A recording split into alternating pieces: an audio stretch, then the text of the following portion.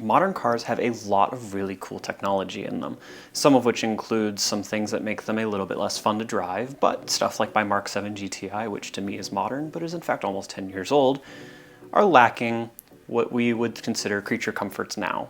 It does have CarPlay, but it does not have wireless CarPlay. It does have USB ports, not Type-C, however, and it doesn't have a wireless charging pad. Now, I intend to change that today. So I went on the internet and I found these. This is an Inbay wireless charging pad and a no-name wireless CarPlay dongle.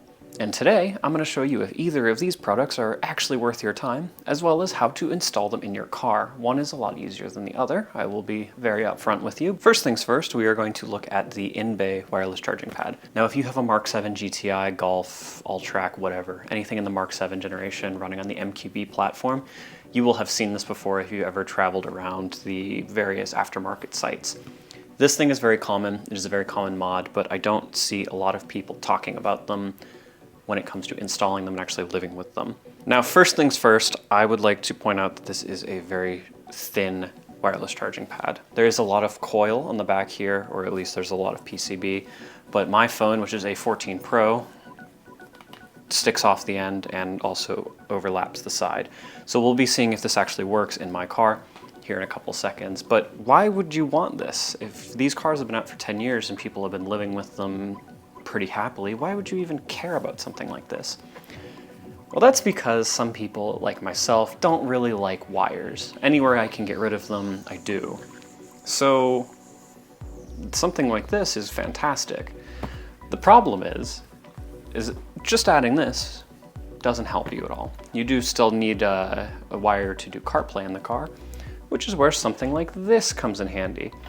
Now, you can find these on pretty much any website that sells car part related stuff. So Amazon, AliExpress, Temu. Okay, I'm not saying they're the greatest products of all times, but these things are very cheap and they're very common. If you go on AliExpress, Temu, or Amazon and search wireless CarPlay dongle, you'll find hundreds of them. They are not all built the same, however, although most of them are very similar. I've picked up this one, I've been using it for a couple days now, and I will say it is probably one of the better ones I have used so far. A couple things to mention that make this one specifically a little bit better in my mind. This is a Wi-Fi and a Bluetooth dongle. It can do either Wi-Fi or Bluetooth. I would really recommend using Bluetooth over Wi-Fi because it lowers your lag time when you swipe on the screen or when you tap a button. I had a Wi-Fi version of these forever ago and it was awful. It just didn't work that well and it was very laggy. And every time you got in the car, there was a lag time of about a minute where it would load. And it was just not great. So I will be posting a link for this and the Inbay wireless charger pad down below. This one came off of AliExpress. Do keep in mind this will take you about a week to 3 weeks to get, depending on where you are in the US or outside of the US. That came from USP Motorsports, therefore it came to me in about 3 days. So with that all out of the way and with the very minimal background you need on these products, it's a wireless charger and a plastic dongle from China. Let's go get the piece out of the car we need to modify and let's take a look at getting that installed. Installing this is quite easy. It's just USB. Right, so we are in the car now. Welcome to the interior of my Golf. Don't look around too much, it's quite dirty. I have dogs. This is going to be the cubby hole that you're going after. This is where your charger is going to go right over here. Your phone should slide in right there. Normally you would find a USB plug or something in here coiled up in there so I could charge my phone. But with the wireless CarPlay dongle, I have not needed it, so it is not here. So the easiest way I've found to get this out, because unfortunately I have had to remove it a couple times to do the e-brake and a couple of other little things, is to start by removing the bezel around your shift boot. That is just as easy as putting your fingers under the back here and lifting up. And then pull forward. There's a couple of tabs back here that you don't want to break. And then you can just set it back here. Put your car into second or fourth just to get this out of the way.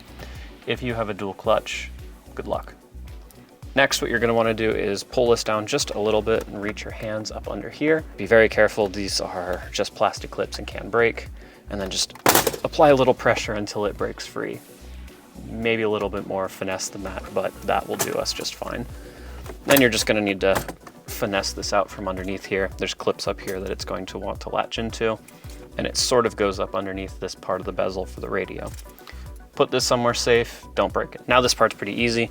just grab the corners here, or you can grab the top and put your hand down here and pull forward. You hear that very loud noise. It sounds like plastic breaking. It's because it probably is. So now these are the only two things holding it in from here. This connector right here, you just use your finger. There's a plastic tab here that you can push down and pull out. You can see right here, I'll get you a little bit closer. You can see right here, little plastic tab, you put your finger in here and it goes right down. Next is this guy. This thing is a pain in the butt. There is a, for whatever reason, instead of the plastic tab to release this being over here, Volkswagen put it under here. So you see right there, right here, there's a little plastic tab. You just gotta get your finger onto it, press it down, and pull it out. And now, your cubby is free. Right, so we are now back on the workbench, and it is time to start modifying the cubby so that this will fit. Now, first thing we need to do is remove the rubber lining in the bottom. There's a little tab right there you can lift up, and it just pulls out, and dog fur comes out. Again, I have dogs. Now this is the standard Volkswagen one, so if you're doing this, you'll pretty much have the same thing. So now you'll note you have a blank flat piece of plastic, and this is form fit with the same mounting tabs on the bottom. So it just slides in like this, presses into the tabs, and you're good. No wiring needed, you're all good. God, I wish. So from here, what you're gonna need to do is figure out where you would like to drill into this. Yes, unfortunately, I did say drill. Not something I am really excited about, unfortunately, but it is something you need to do. The wire for this does have to come out of the back here at some point. Oh, I hate doing this. Okay, so what we're gonna do here is line this up on the back and just have a general idea of where it needs to go. Now, if I were you, I would either drill this on the bottom here so that you can just plug it in and run it right out, or on the back, depending on which way you want to go, because you do get two options with this kit. Now, number one is to go to the cigarette lighter plug in the center of the car and tap off of that. It is pre-fused and it is just a plug and play kit from here. The other option you have is to do a fuse tap. This one goes to your fuse box and you can tap the fuse. It even has fuses built in already and a ground. This is a good option if you do not want to restrict how much power you can pull out of your cigarette lighter plug. If you have high-powered USB chargers or something like that, this is probably the way to go because you will restrict how much power you can pull out of the cigarette lighter plug. I believe it's 5 amps will be your max. So after examining this and making a final decision, I've decided I am going to drill a hole right back here instead of on the bottom. I've sort of decided that it might be easier and less hair pulling outy to go this route, but we will see once we get in the car, because the one that they were doing was on a Mark 7.5 with the E handbrake and the cubby in the center. I think I can do it without having to pull all of the center console apart. I've done that before. It was not fun. Go check out that video if you need to know how to replace your handbrake. So we are going to poke a small hole in the back of this, right about there. Now, I'd recommend using a drill for this instead of your teeth, because a drill will actually work and your teeth will not. I'm going to use a tiny little bit here to drill a pilot hole just in case, so I don't accidentally crack this or do something stupid.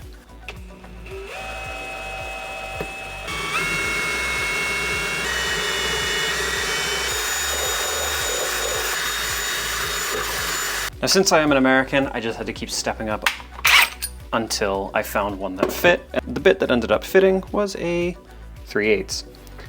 Step up, don't just try to drill this out, you're gonna end up cracking this. And now do yourself a favor and blow this off with some air or blow it out with some chemicals. I'm gonna use some Griot's Garage Interior Cleaner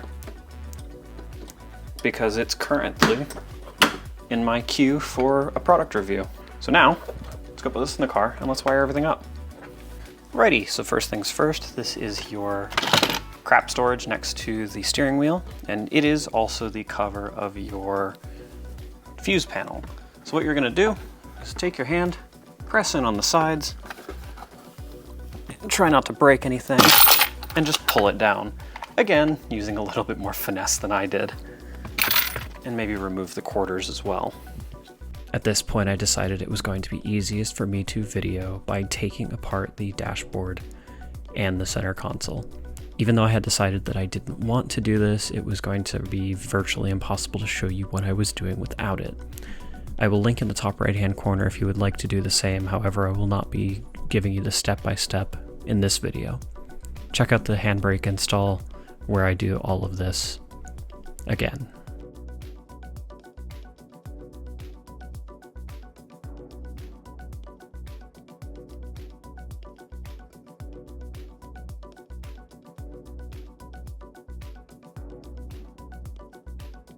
So the current happenings are, I have been removing all of the bolts and screws that you need to remove this.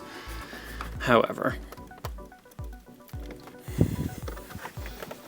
there appears to be some plastic tabs that hold this onto the underside of the dash pad that I'm currently working on getting loose. But what? Huh. Well, that's how you do that. Yeah, you just pretend to do something else and scare it off. Okay, so now that we have the oh boy. Yeah, just as simple as that. You're just gonna need to tap the fuse and disassemble everything. Now this would be easier. You would have to do this anyway, no matter which way you're gonna go, because there is a little plastic thing under here that is gonna stop you from being able to get to this to pop it out. So basically this is gonna have to come off no matter what you do. This was just the easier way because I don't want to take that out again, because every time you do, it develops another squeak. So from here, what you're going to want to do is you're going to want to plug the fuse tap in here, run it back this way. Let me give you a little light if I can. Run it back this way through that cavity there, and then it'll pop out right there. It'll come out right here and go right through here, which will get you right into that cavity there. Doesn't seem that easy, but I will do my best to give you a good view of it. Start from here. Put it under here, just so it doesn't fall back down.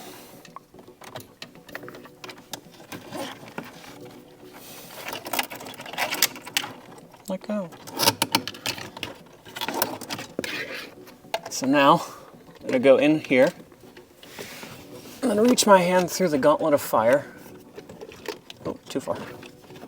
It made it. Oh God, don't fall back. Okay.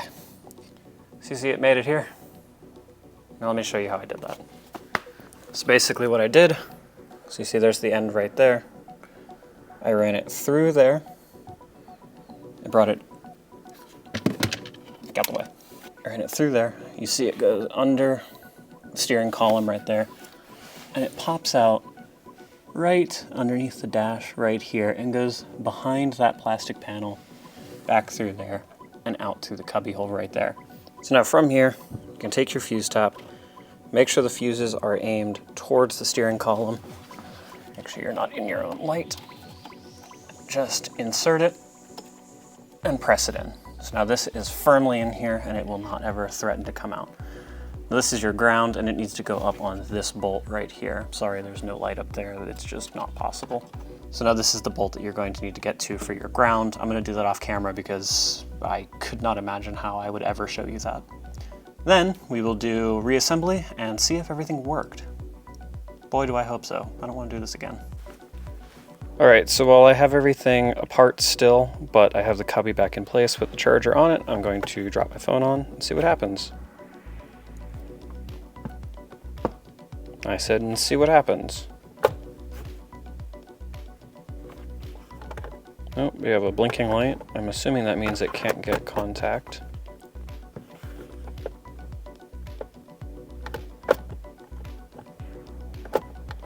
So I do believe this is going to be, oh, we have charge. All right, so I believe we are going to have to remove that stopper at the back there, because I think this might be a little bit too much for that coil. Yeah, see, we have a blinking light there.